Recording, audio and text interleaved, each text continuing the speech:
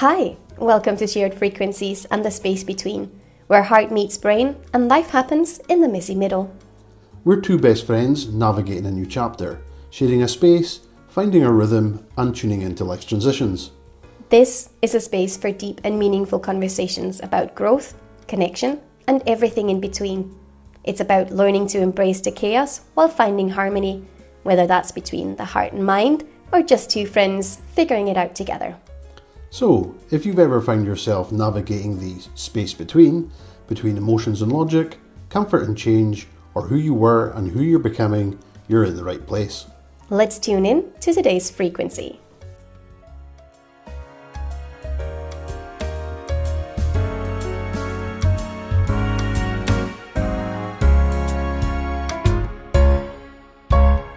Hi, and welcome to this third episode of Shared Frequencies and the Space Between. We were talking and we've decided that you probably need a bit more background frequency in order to truly feel like you get to know us in the process of us also introducing ourselves and creating a space for all of us to sit in and have some of these conversations. So, as always, my name is Elle, and I will be here talking to my best friend. And I'm Don, the best friend. The best friend. Yeah. Yes, the best friend character tonight, played by... Don. Don, played by Don. Yeah, indeed. Yeah.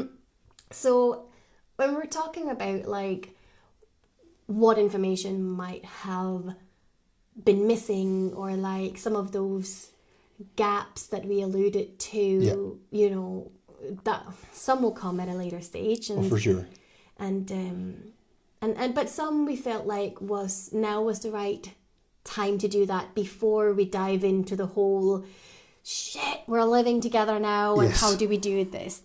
It's very close. It is very close. Things are happening. Things are moving. So before we get into all of that, we were talking about maybe giving a little bit additional background. And I was wondering, do you have like a 5-minute sort of like life elevator pitch, sales presentation, overview, like... Only 5 minutes. Yeah. I mean, five-ish minutes. Five-ish minutes. I probably do. I think, you know, I can do that, and then if there's anything that you want to pick up on it and expand on it when we get to the end of it, we can maybe do that, and then vice versa. So let's do it. Yeah. So if I was to tell somebody who I was, where I came from, how I ended up here. So yeah, I as I alluded to or told people previously, I'm born and brought up in Inverness, in the Highlands of Scotland. And lived my entire childhood in the same place. I was one of 7 siblings. Yeah, you're quite a brood. Yeah, we are. So yeah, one of 7 siblings. Had a happy, busy, fulfilled childhood. Did okay at school, primary school, sailed through primary school, secondary school. It was. I mean, I did okay. My grades were good, but I was a bit of a mischief maker. You know, I was no stranger to the headmaster's office. You know, but excelled at school. You know, so that was it. Where I fit in one of 7, I suppose. I had 2 big brothers, a younger brother and 3 younger sisters. Yeah. So my mum had 4 boys and then 3 girls, which seems a bit unusual. But you know, that's the way it was. A handful and a half. A handful and a half, yeah. So school, and then left school. Had all intentions of going to university. Had been accepted at university to do accountancy. Took a summer job in a financial advisor's office, an insurance office. The managing director there saw some potential in me and asked me if I would rather not do the university thing, but instead stay on and work and do my professional But you're quite good with numbers. Yeah, numbers are my thing. Quite good with numbers. Numbers are my thing. Yeah. Numbers are not my thing. Yeah. Numbers are not my thing. Yeah. So did that, stayed on there. Passed all my financial planning exams prior to turning 18. Then realised that doesn't matter how qualified you are, nobody wants financial advice from an 18-year-old. Nope. So moved into a bit of the admin side of financial services there. Then got the opportunity to go and work for a large banking institution in Edinburgh as a compliance auditor. So took that opportunity, left Inverness, was earning good money, tripled my salary overnight.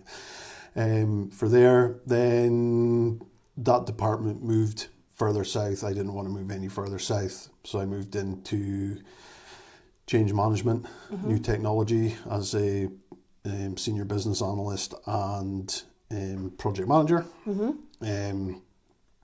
A big project that we worked on there was a systems merger. There was two institutions merged, the biggest ever merger that had ever been done in financial services history. So yeah, that was highly stressful. It sounds it. Yeah, and I mean, but I was young, thought I was invincible. Was went at 1,000 miles an hour, paid the price. Ended up having a breakdown. Family drove down, picked me up, took me back to Inverness. Like proper mental, physical. Oh yeah, just like absolute shutdown. Absolute shutdown. Yeah, so that was a bit of a kind of blank time for me. Certainly, I mean, it took me 2 years before I was even anything like a functioning person. So then, yeah, swore I would never put myself back into that environment again.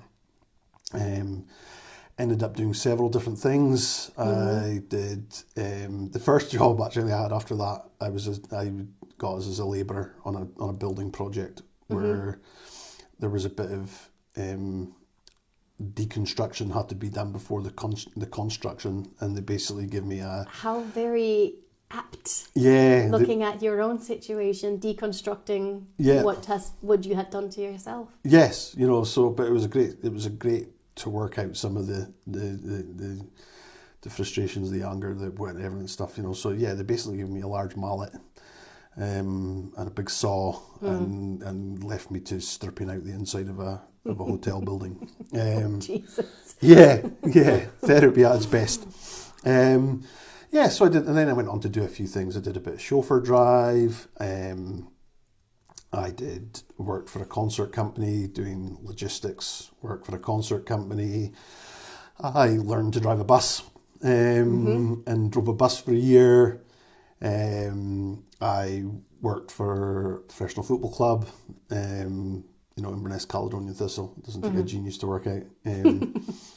I was there for a good few years doing all their digital media, social media, marketing, PR kind of stuff. During the best times I was there. The football team's not going through a great time at the moment. Well, the team are doing okay. The club itself isn't. So yeah, I was there when they won the Scottish Cup and played in Europe and all those great things and got to travel with the team. Then there was a change of board there. Things changed. I decided I was going to move on. That's when I it kind of crossed over a bit with the football club. I was self-employed for a bit, commercial drone operator. How on earth did you end up in tourism then? Well, because I seen an advert for a job that the as we talked about in the previous one, a coup visor, which was basically being paid to holiday all over Scotland, drive all over Scotland. But that's just so different to all the other things. Like, what made you make that decision? Well, I realised at the time at the football club, I really enjoyed working in a job that put a smile on people's faces. Okay. The seeing the satisfaction of others, the happiness of others. So within the football club, it's a community type feel environment. So I wasn't out there kicking a ball and winning games. But I was playing my part behind the scenes, the communication, keeping fans and connected with the club and the players and all the stuff that was going on. So yeah, I really enjoyed that. And then, so I thought, well, tourism, everybody's happy in tourism. You're dealing with people who are coming here on holiday, who the majority of them are going to be happy. So like, yeah, so why not? And again, it was just something different, something new, something fun. So did that, got a bit of the bug for tourism. I think, I'm not entirely sure if it still says it I used to have it online as my strapline was accidental tourism enthusiast. I like that. Like that. So yeah, that's kind of how I got into tourism. So did 2 summers as a coup visor, driving a coup van all over Scotland. Do you want to explain what a coup van is to people who are not from Scotland who might not know? The coup van was a van that was vinyl wrapped to look like a Highland coup, complete with horns on the roof. Horns and all. Horns and all. We might share a picture. We might share a picture online. Well, we can definitely share a picture online. Yeah. And we even had visors went over the windscreen when we were parked up that had the eyes and stuff like that on it. So it was the full shebang on that. So, but that job disappeared. They stopped. It was a 5-year kind of project, and then for whatever reason they decided not to continue it. But I really enjoyed working in tourism, so I started looking for permanent jobs within tourism, and then applied for the same job as you applied for at the time, the quality and tourism advisor job. Got into that, and that's where we met, became acquainted. Obviously that was disrupted a bit by the pandemic, where we ended up, again, we got to work together. Yeah. Offering support to the industry as much as we could, helping with directing them towards funding and assistance and advice for the little that they could operate at times during the pandemic. And then coming out again on the other side, had a secondment over to working within what they call the travel trade. So that's essentially inbound tourism. So like group travels. Mostly group travel, a lot of group travel, but it's basically the connection between Scotland and the overseas travel agents. Yes. For want of a better, so the travel agents like we have here, or anybody has in their country, dealing, that are sending us abroad, that in reverse. Yeah. So that was that. Really enjoyed that. And then came back to the QTA thing, realised a lot was changing and whatnot. Yeah, the world was completely different from, going into that job and then like coming out on the other side of the pandemic. Absolutely. Like, everything just looked different. Absolutely. And then you made another move within tourism. I did. So an opportunity came up to work for a destination organisation. So you took the step from like national to very local. To very local, yeah. So and did that for just over a year. But then, there was a kind of realisation that the tourism landscape just now is tough. It's tough. It's really, really tough. And yeah, what I wanted to do, how my view of things and whatnot didn't necessarily align with others within it, so yeah, I decided that it was time for to do something else. Yeah. So and that's where you are now. And that's where I am now. Yeah. So and that brings me kind of like right up to the here and now. So it's been a roller coaster. I think I can honestly say that I've always done well wherever I've been, and enjoyed it to a point, and then it's just like, I learned very early on about the dangers of stress from the workplace. Yeah. You know, or the wrong kinds of stress. You know, we can all be busy, we can all work hard and whatnot, but you know, you have to be careful of that. And you know, at the end of the day, you know, it's work to live, not live to work. If you excuse the pun, exactly. You know, yeah. but it's a bit cliche. But yeah, that's what it kind of comes to. So, yeah, does that mean? I mean, that's more than 5 minutes. But, yeah, but there's also a lot to, you know, as I alluded to and as mentioned a little bit in some of the other episodes, right? Like when I first met you, we started having some of these conversations about, oh, what's your background and like what have you been doing? Where like what makes up you? Yeah. You know, you've done so many very different things. Yeah, and I certainly didn't mention all of them, you know. No. I had some time as like a mobile DJ in my younger days Yeah. and stuff like that as well, you know. I mean, was that your very first job being a DJ?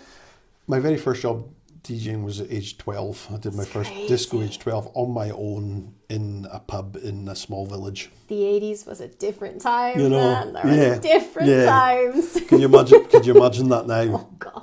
Child services would be all over that, you know. So so there's been other bits and pieces kind of in between that as well. But that is the general kind of outline. So that's kind of where I come from on it, you know. So yeah. What about you? Like a 5 minute pitch. Okay. What do I say to people when I first meet them and they ask me, what do I come from and how do I end up here? Yep. Because as we mentioned, I'm not from here. So I grew up in Denmark, and I lived in Denmark up until I was 18, 19-ish. 18. Yeah, February 2009. So 18. Give your age away. I did. But I have mentioned that I'm sort of in my mid-30s. I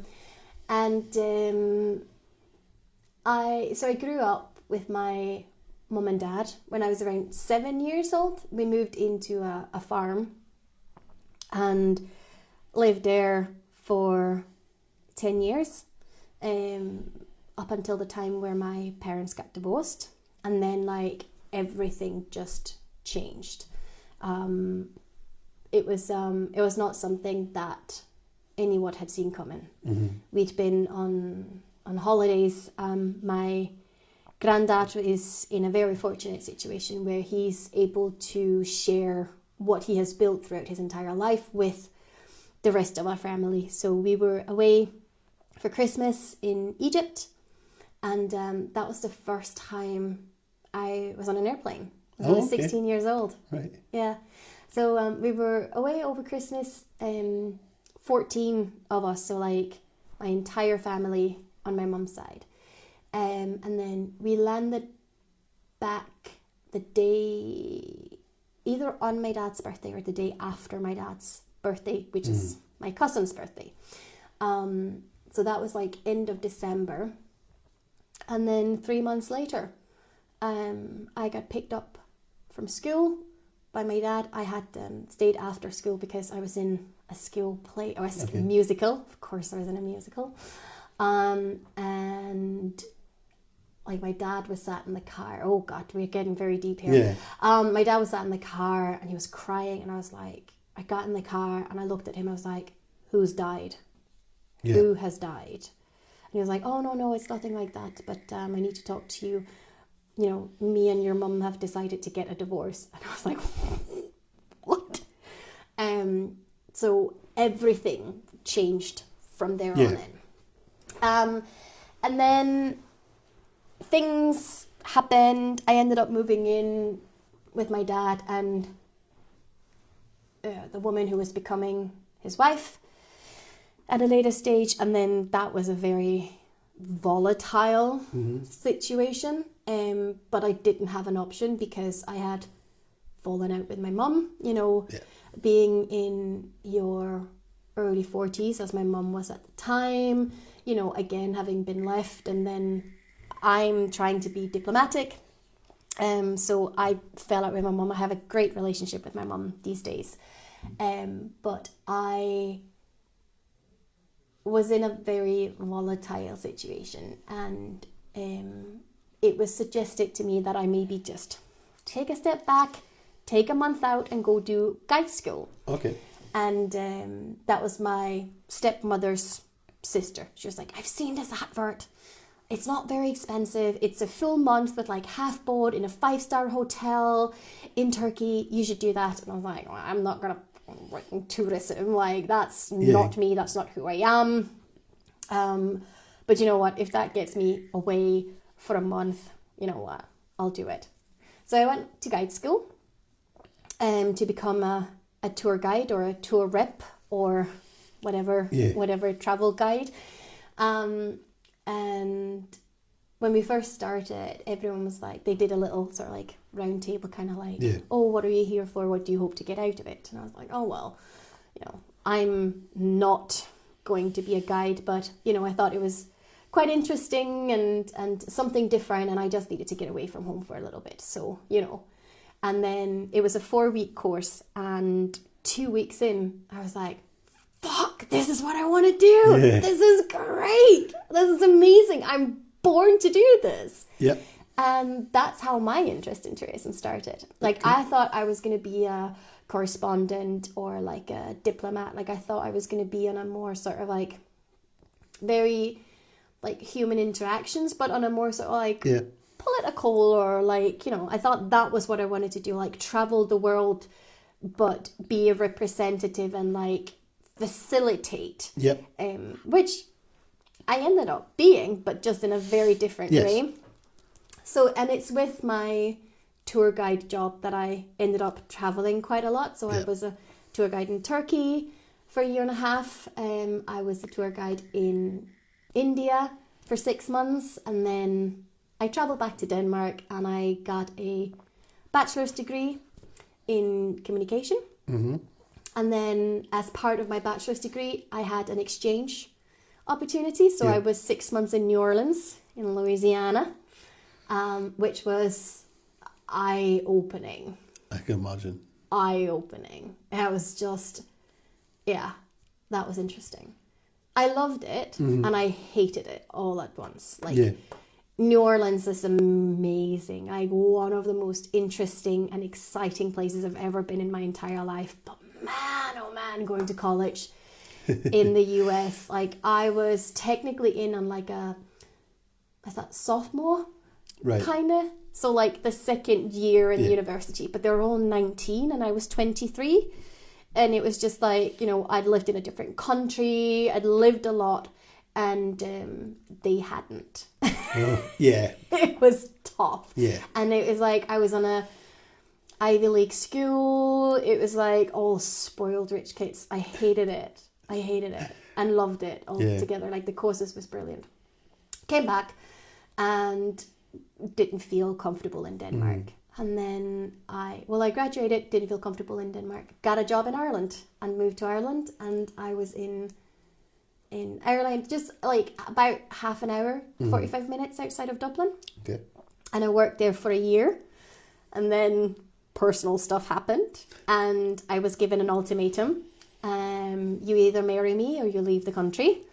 So I quit my job and packed my bags and left the country. Yeah.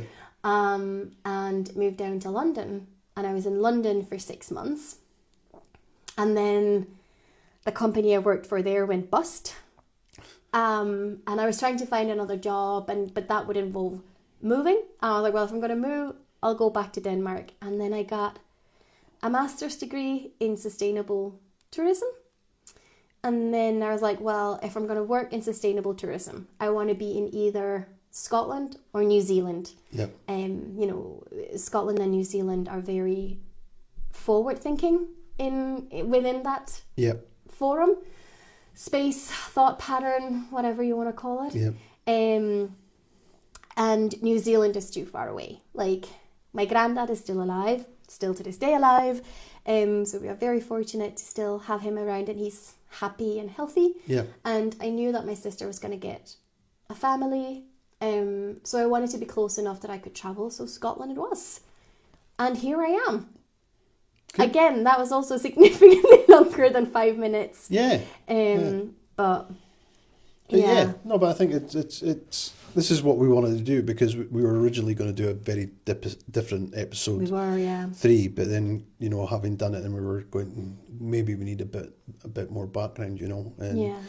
you know, I probably touched mostly on my work kind of side of life than my personal side of life. And, you know, the pandemic was tough, and for everybody, you know, but work-wise, I think we thrived. I think so too. During the pandemic, we came into our own as a team at work, and what we did there. But I also think that if I hadn't had work, yeah. So like, you know, the friend that I was living with at the time, yeah. she thrived being furloughed and not having yes. any sort of like yeah. obligations, and she could just sort of like exist through it without having any of the outside sort of pressures. Yeah. Whereas I can't do that. Like I need to keep busy. So I think actually having all of those different projects was like the best thing for me, because that's my survival mechanism. Absolutely, for sure. And me too. You know, I'm at my best and my healthiest when I'm doing and whatnot, you know. So, but yeah, you know, as I say, it was a tough time for all. But for us, we made it work. Yeah. At work. Yeah. You know, on the family front, it was a bit different. I lost my mum early in the pandemic. It wasn't COVID, you know. It was something else, totally out of the blue. Heart attack, totally out of the blue. Yeah, she was you fairly young. She was fairly young, and, you know, would have been considered fit. You know, she was active and whatnot. So that was, you know, that kind of took us all fairly hard. He says dropping his microphone. You know, but yeah, and you were one of the, beyond family, you were the first person I phoned. Yeah. You know, so, and that was 6 months or something like that. I think was it 6 months ago? Well, it was in August. You know, so from March till August. Yeah. You know, so I think that was testament to the friendship that we had at that point. Where, I mean, as I alluded to, like, I think our friendship started as a trauma bond. Yeah. Like, it was just like, we're in this absolutely insane, you know, situation, and we're in the same boat, you know, paddling for our life, you know, as everyone was, but we were in the same boat. Like, we had the same little wooden lifeboat, and we were just doing what we could to stay, you know, stay afloat. And you know, I might have made this move.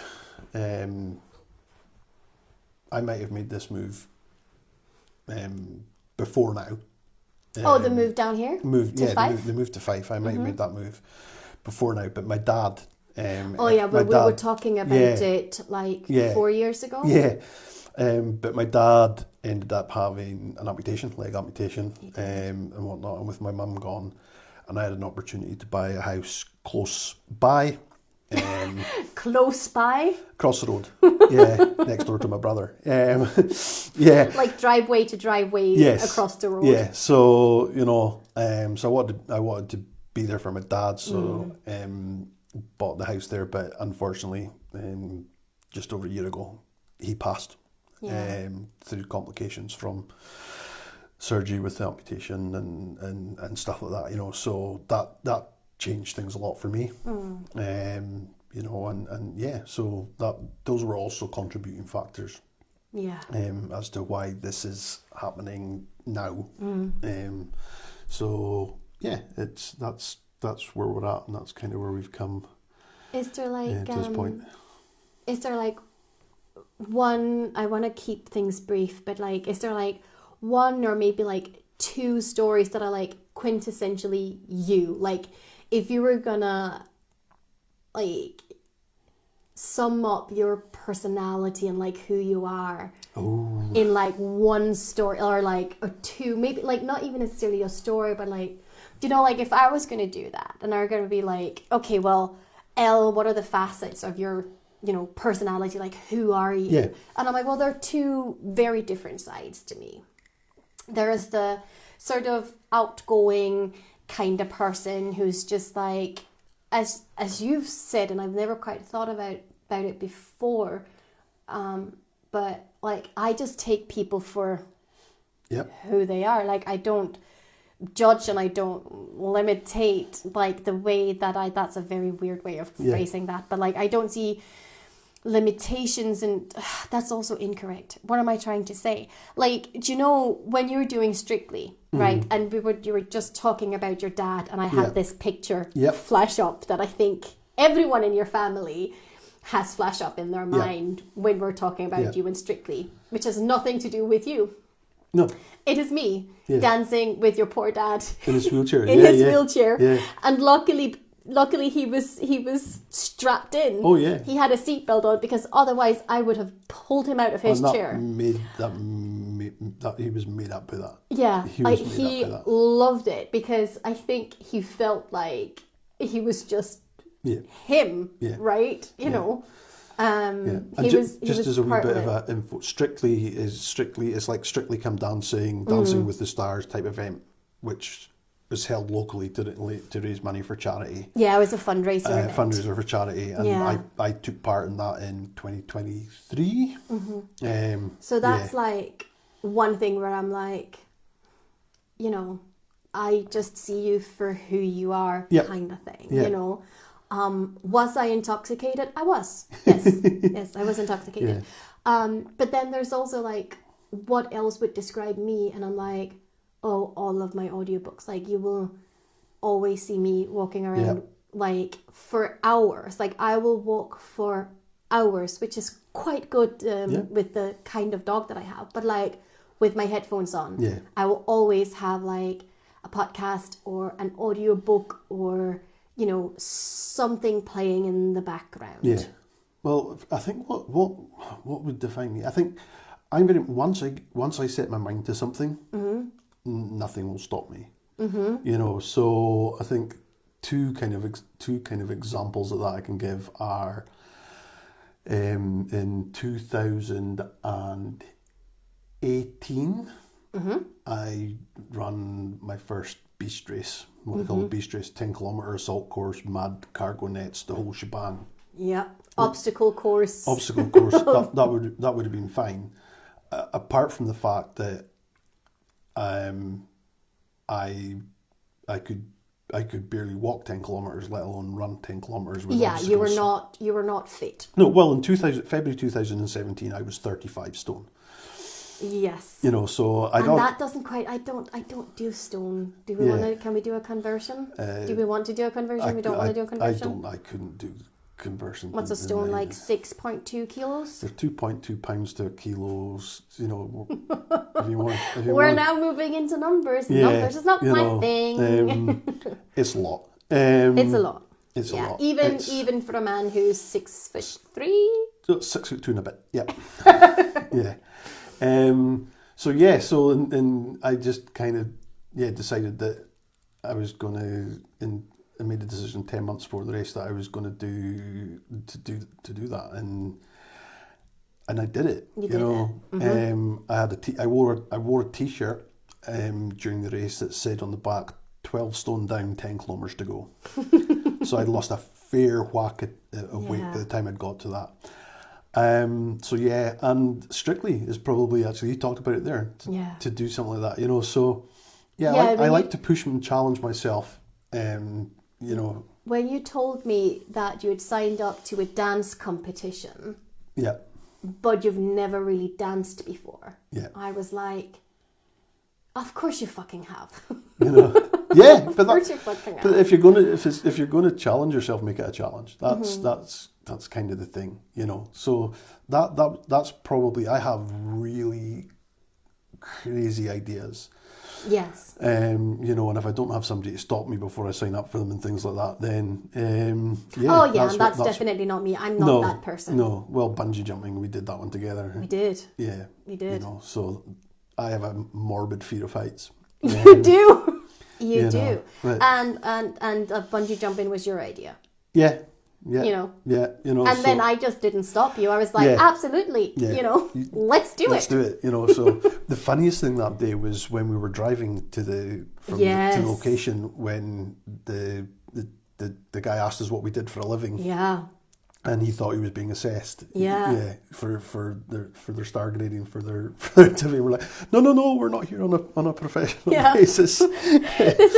This is not business. This is No. pleasure or not pleasure. But what I will say is, it's the best thing ever. It was the best thing ever, you know. And I'm going to do it again for my 50th. Yes. So if this podcast is still going for the next wee while, Yeah. into Maybe into 20.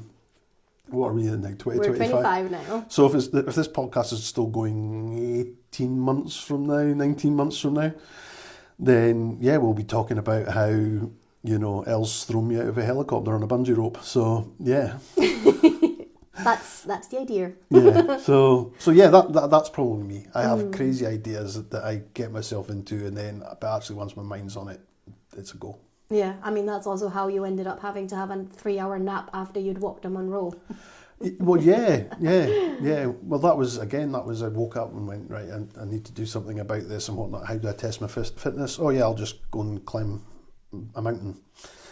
Messaged all my friends who were going like, are you fucking crazy? What are you doing? You're going to die. And I'm going, well, I'll see how far I get, and then I'll know how fit I am, because then I can go and do it again. And if I get further, I know I'm getting fitter. Yep. So Yeah, I mean, it's like extreme milestoning, right? Yeah. Milestones, like that's what you do. You do like extreme milestones. Yeah. What would you call your autobiography if you had like up until like where you are right now?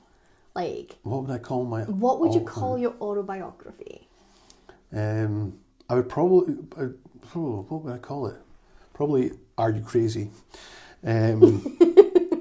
Not you know. I am crazy. No, Are You Crazy? Because that's generally when I come up with an idea. Whatnot, that's what people say to me. So, yeah, Are You Crazy? Are you crazy? Like, it's one of those questions, right? When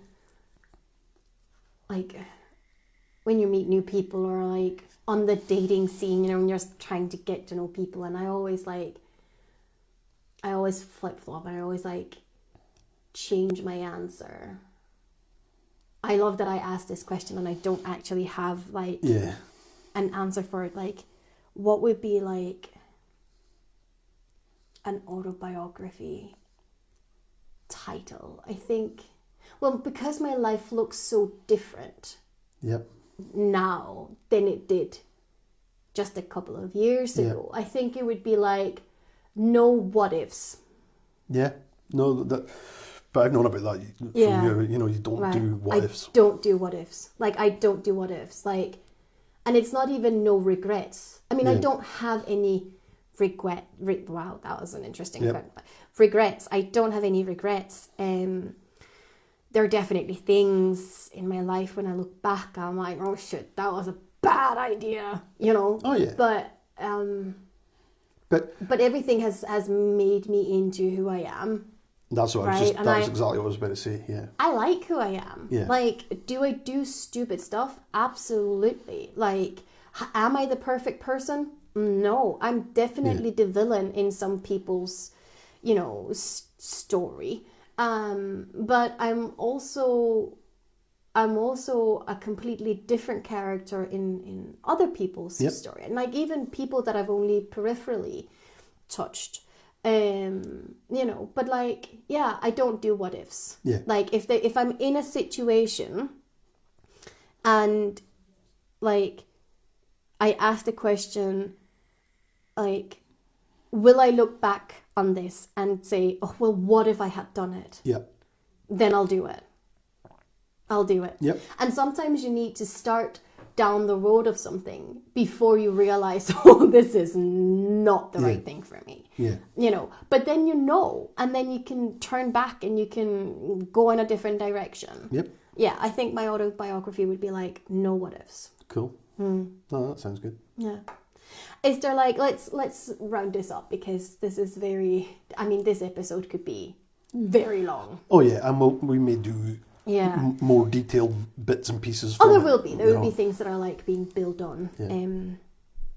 As we deep dive into, because there are things of these that I know about you and that you know about me, but I think there'll also be like new things. Yeah, for so sure. as we're doing it. But like, if we're going to go a little dark, without it being dark. Okay. But like, what do you hope your legacy is? Like, what do you hope that you would leave behind when you're not here anymore? Like, what is it that you want out of your life? I want the same legacy as my dad has, and that is Okay. he was a good man. He was a good man. He was a good man. He was a very good man. Yeah. You know, if I can get through life and whatnot, and when I'm gone and people talk about me and they go, he was a good man. Yeah. That's all I want. Yeah. Yeah. Yeah. That would be for me. That would be a successful life. Yeah. You know. So, what about you? What would I want my legacy to be? Like, it's a little hard, right? Because as a woman, there are always like, as you grow up, people will be like, one day when you're a mother. One day when you're a mother. And you're like, well, I'm not necessarily certain that that's something that I want in my future. Yep. And then you get like, oh, you don't know. You'll change your mind. Yeah. One day you'll change your mind. And, you know, I'm in my mid-30s now, and I've still not changed my mind on that. Yep. You know, I have always said that I don't have a need for having biological children. Yep. You know, if I at some point end up in a situation where I feel like I have love and space and, you know, capacity for supporting someone, Yep. you know, I can foster or, you know, I can volunteer or I can be part of someone's life. You know, I don't feel that biological children are necessarily the only way to spread love. So like, in my mind, legacy has been very tied up in that. Like, what do you leave for your children? Yeah. And I don't have children, and I'm not going to have biological children. Yep. But what I want people to say about me when I'm not here anymore is that, you know, she was love. Yeah. Yeah. Yeah. Like I'd like people to say that, you know, because I do, like I love in so many different, you know, facets. Like for me, love is not just romantic. Yeah. Love is universal. Like, and I tell my friends that I love them. And there's so many different versions of that. And like, I have people in my life that I love. I have, you know, exes that I will always have a soft spot for, not in a romantic way. Like, I don't have a single, in a caring way. Yeah. I don't have a single ex that I have any romantic feelings for. Like, I don't. Yep. But I do have, you know, a quite a few exes who, if they called me up and they're like, hey, Elle, I'm in your neighborhood. Like, do you want to grab coffee? Or like, I am fucked. Yeah. Can you help me out? Yeah. I if I was in a position to do so, I would, because I, you know, I have a lot of love for people. Yeah. So, yeah.